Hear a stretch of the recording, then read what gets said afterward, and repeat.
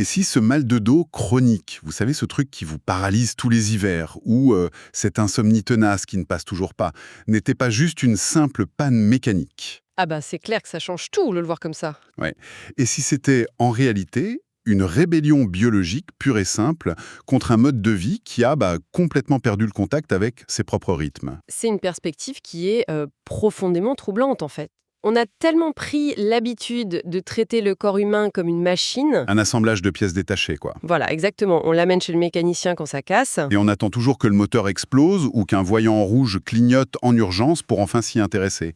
Mais l'exploration de nos sources d'aujourd'hui propose un changement de paradigme radical. Le point d'ancrage de notre analyse, c'est l'ouvrage de Michel Odoul. Le fameux dis-moi comment aller chaque jour de mieux en mieux. C'est ça. Et la mission de ce décryptage, c'est pas du tout de distribuer des recettes magiques, hein. L'objectif, c'est vraiment de déconstruire ce mythe tenace qui dit que la santé, ce serait qu'une loterie génétique.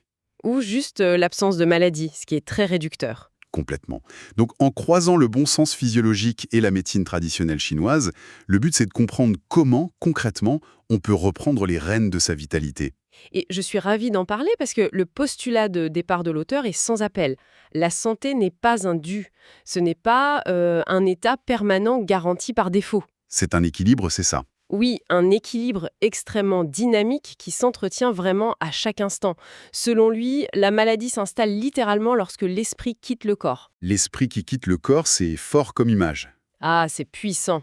Il dénonce avec force ce qu'il appelle le morcellement de l'être. Le morcellement de l'être. L'expression est super belle, mais concrètement, on parle de cette habitude très moderne qui consiste, par exemple, à avaler son repas en scrollant frénétiquement sur un smartphone. Oui, tout en écoutant un message vocal en même temps. Exactement.